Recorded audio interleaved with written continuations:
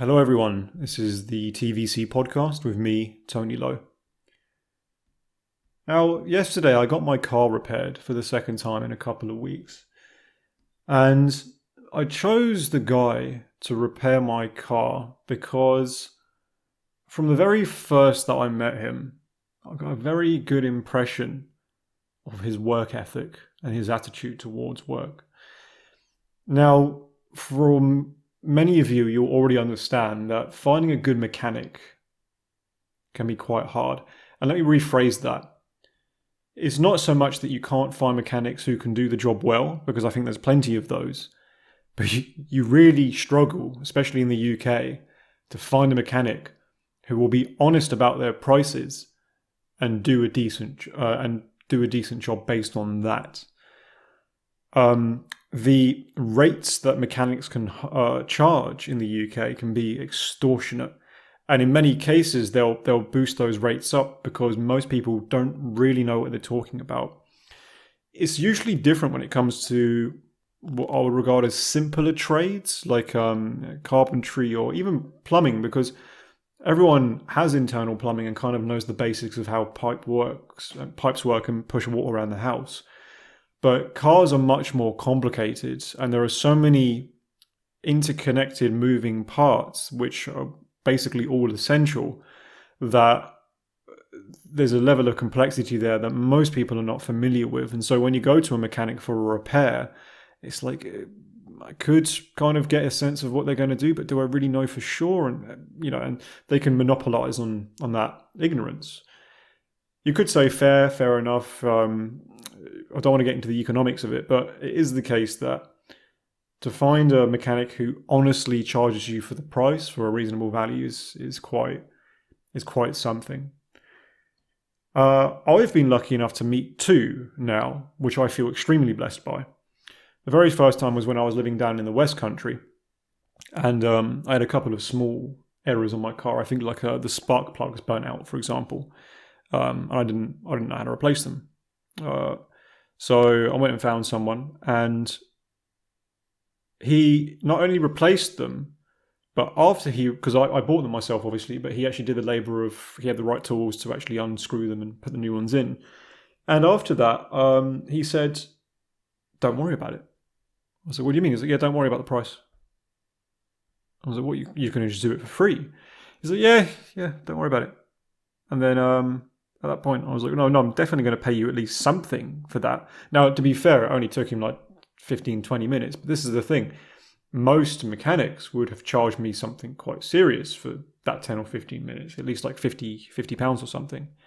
I gave him 20 just for something, right? Because I thought for 15, 20 minutes work, 20 pounds seems fair. But I want to just, and a few weeks later, I had another completely unrelated problem with the car again, went back to the same guy, and it was a similar situation. Now, this new job took maybe an hour, and then he did actually give me a price, and he said, "Okay, I'll do this job for 20.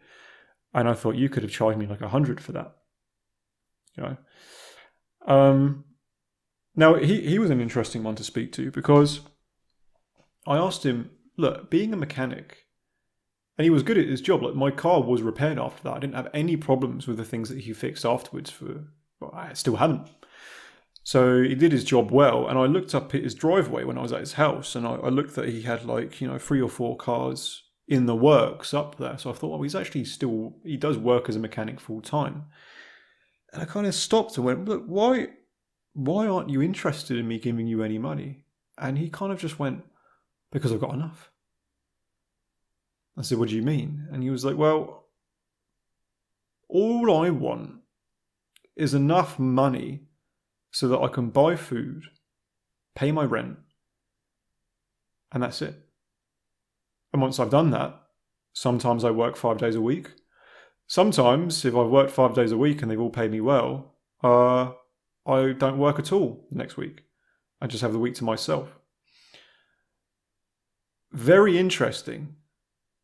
Very rare character to come across. Now, I don't necessarily think his worldview is completely correct, because as it transpires, what does he actually do with that free time that he gives himself? Well, from what I could tell, he says that he just kind of makes music and plays video games. He think he's coming up to his 30s, maybe late 30s, hasn't got a wife, hasn't got any kids. So I don't really think that he's living a meaningful life, or really a moral life either in the grand scheme. But, he was a perfectly decent worker, and he wasn't greedy, obviously, right? So I think that's the main takeaway from that guy. He wasn't greedy, and he just charged what he thought was fair because he knew his priorities, which I really do respect that part of it. I suppose should pray that he spends some time, his spare time, in a more productive way. But that baseline of just, I'm not in this to be greedy, very rare and very respectful, because he also did a good job on top of it. This isn't even the main guy I wanted to talk about, but I did want to just mention that because it came to mind. But I got a similar impression from this mechanic who repaired my car yesterday. And I got that impression because he did one simple job for me a couple of weeks ago. And again, it was a similar thing where he just kind of charged me for the part and then a minimum price for labour. And I knew that a professional mechanical shop would have charged me at least double for what he did. But he was very straight. He looked me in the eye when he told me everything he was going to do and how he was going to do it. Any questions I had, he didn't flinch. And he was just very straightforward. I thought, I get a good impression from this guy. I'm going to start using him.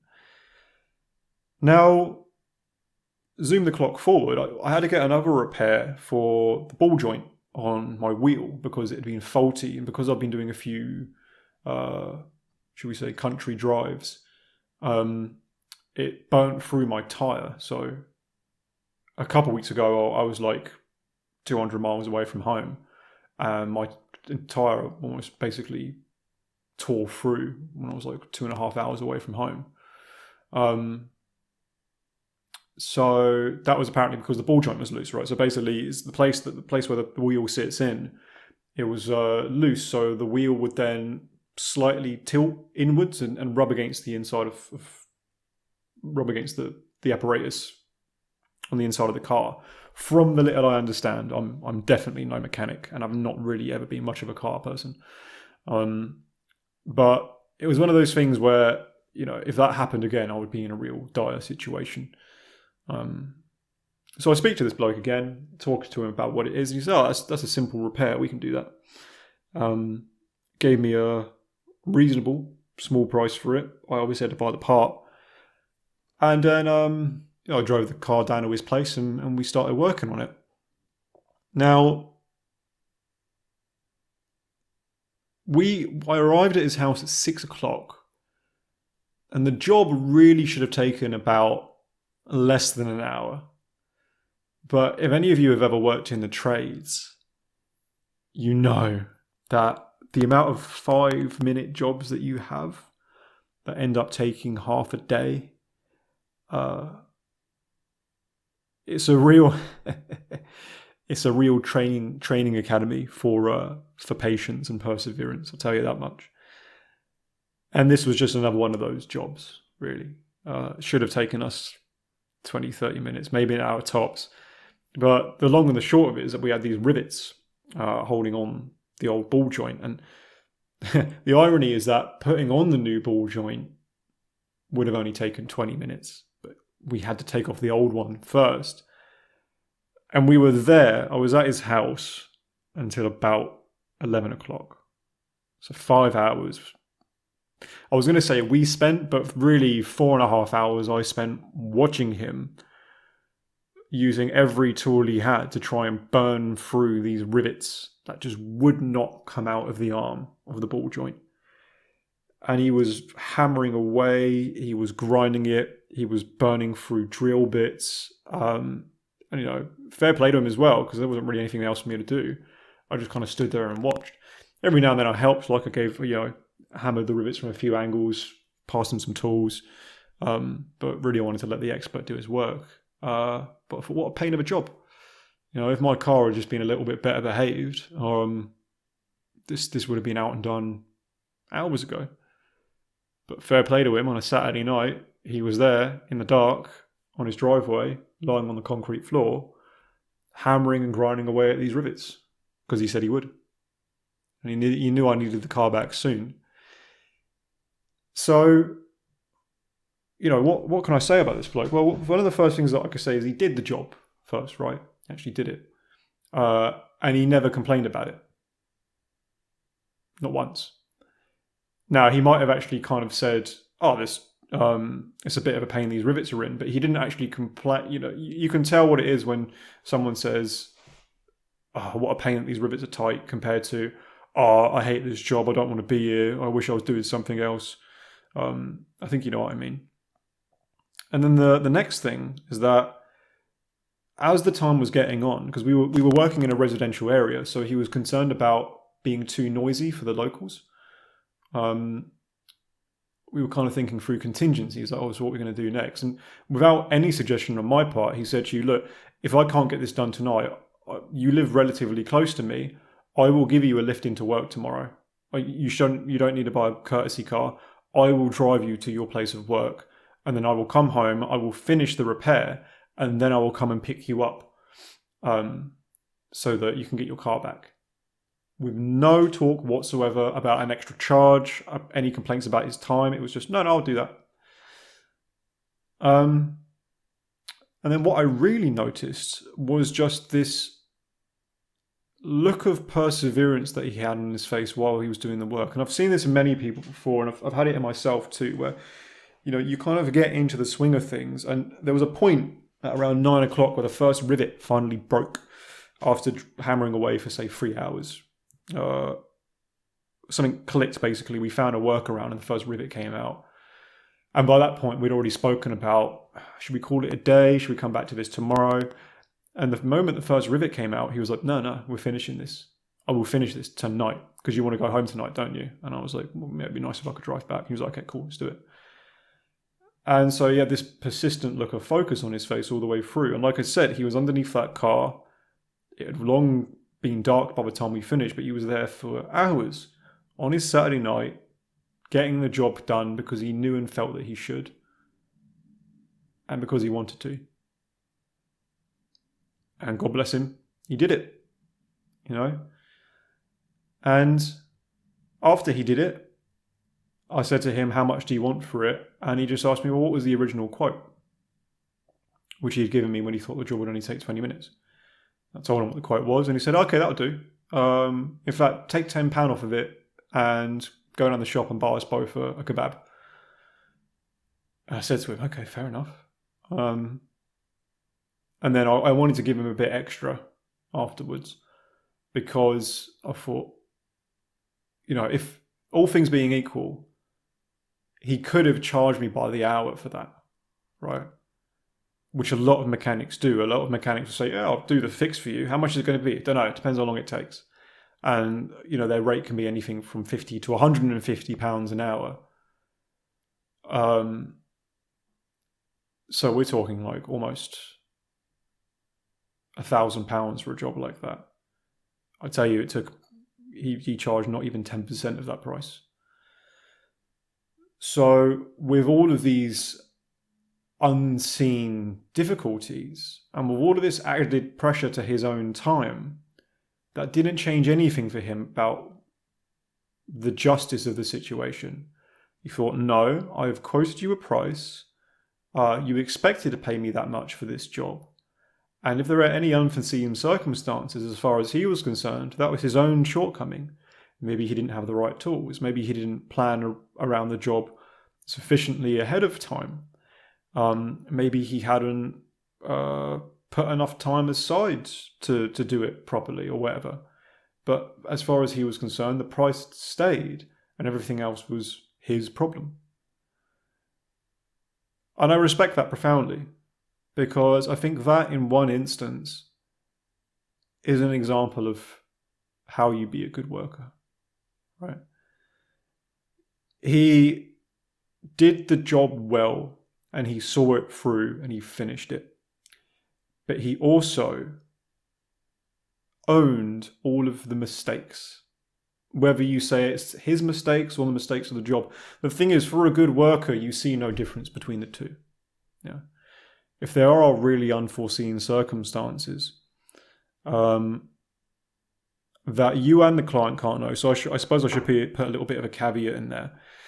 If, for example, the client tells you that they only have 2 pipes to be fitted and there's no wall between where the pipes need to go and where you're putting them, then that's one thing. But then if you arrive to the job and it turns out, well, there's actually 3 walls in between where the pipes need to go, and you didn't tell me about that, and there's actually a leak that you didn't mention and all that kind of stuff, that's different. That's the client's fault for not telling you what the job is.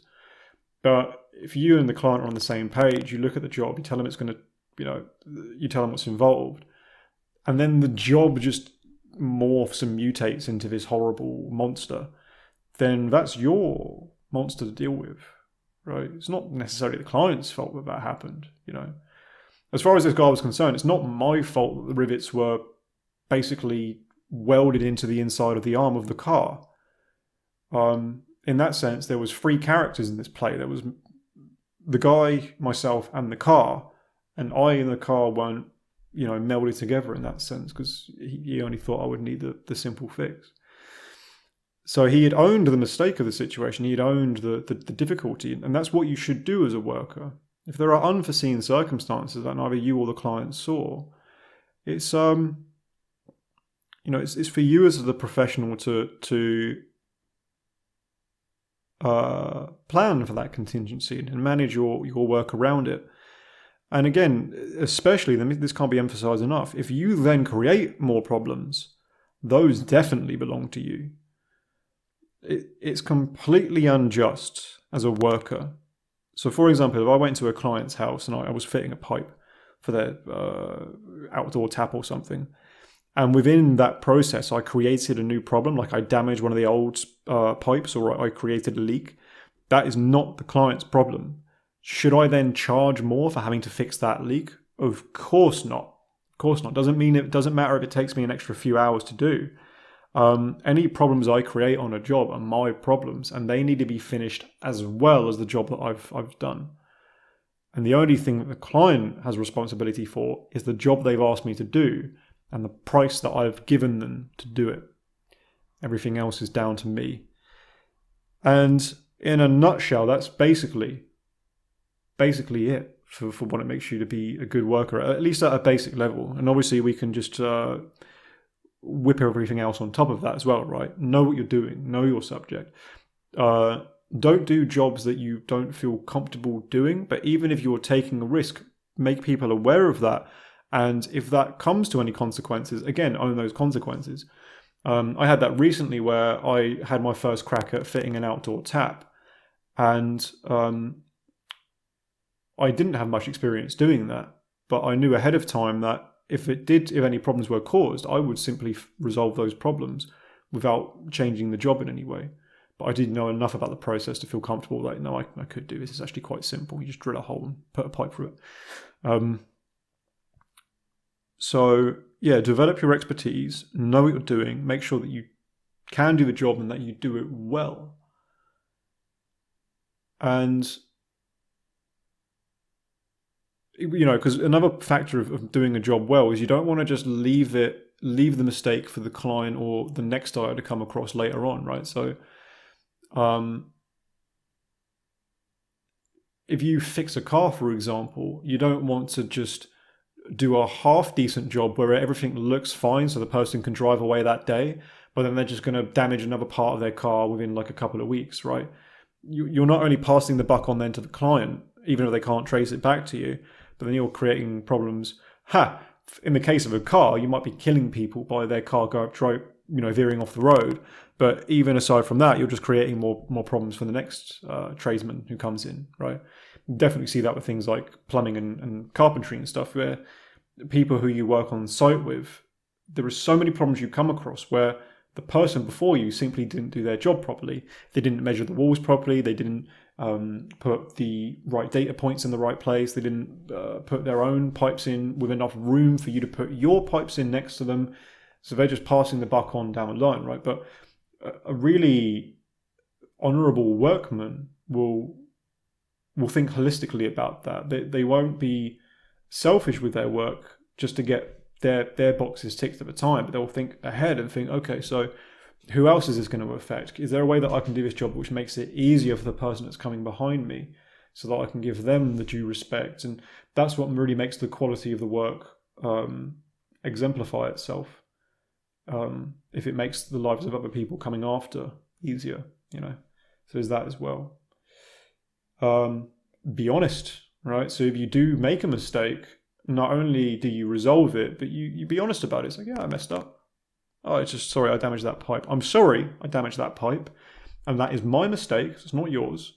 And I will fix that. Yeah. And in fact, if it's an inconvenience to you because you expected me to be out of here by 5 o'clock and I'm going to be here till 7, I will compensate you for that, perhaps. Yeah. Would you accept a £20 deduction from the charge if I stay here for another 2 hours fixing the problem that I created? Yeah. Be honest about it. If you're on a site and you're working with a whole team and you create a problem, don't just ignore it and say, oh, I don't know who drilled that hole incorrectly, or I don't know who damaged that pipe work. That must have been John. Maybe that was Dave. Oh, Dave's not here anymore. Oh, yes, so it must have been Dave. No, it was me. It was me. I messed up. It was my mistake. I'm sorry. And again, I will reap the consequences of that. If you want to fire me because of that, fair enough. But if not, I am willing to stay and even put a bit more time in to rectify that so that we can properly continue. Yeah. That's the right attitude to have.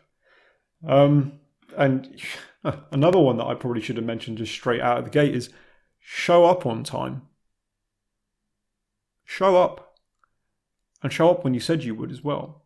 Now, admittedly, there are factors at play there when it comes to things like traffic and stuff, especially, if you're going to do a job in London, but you only live in like Guildford or Winchester, then you can say, oh, I'll be there for 8 o'clock, but one crash on the road and it's not going to happen. But in any case, just showing up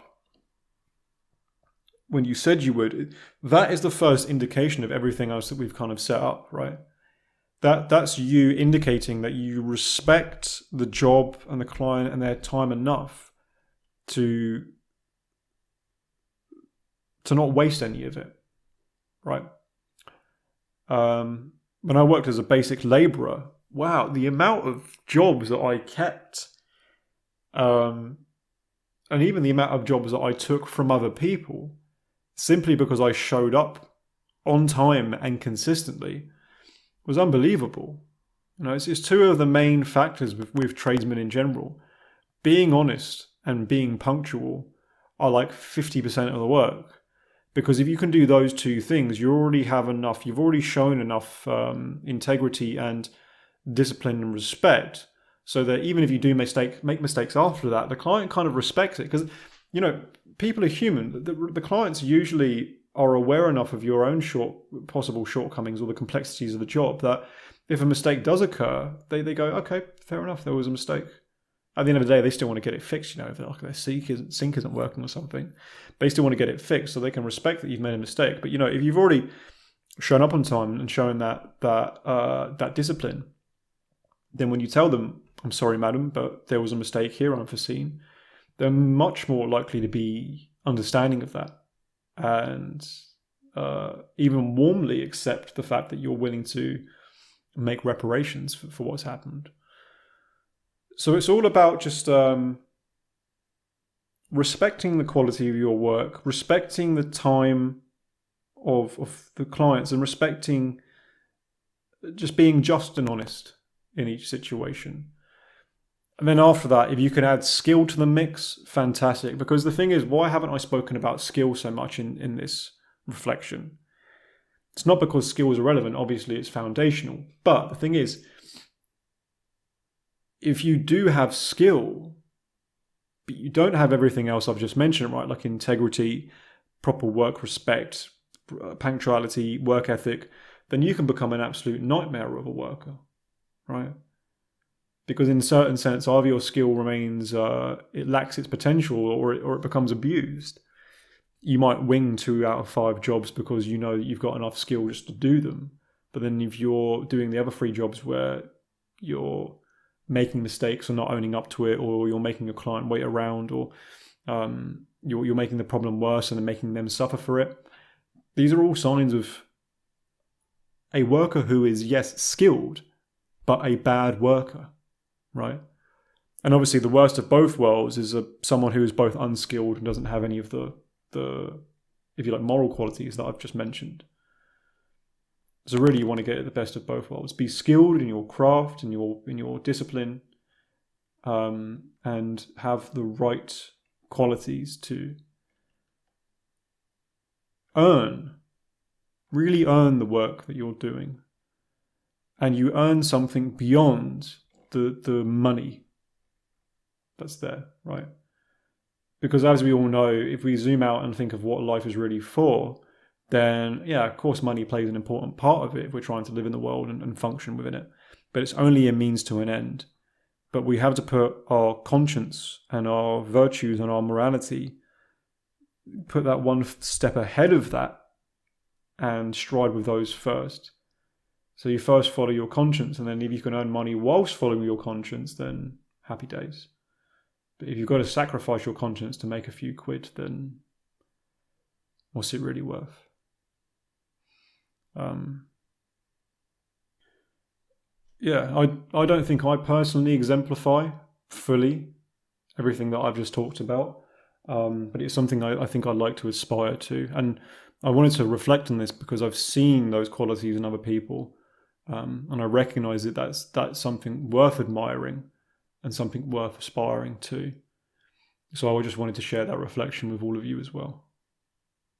Okay. So go to tonyvclow.com if you want my main hub website, which contains links to my books and the academy.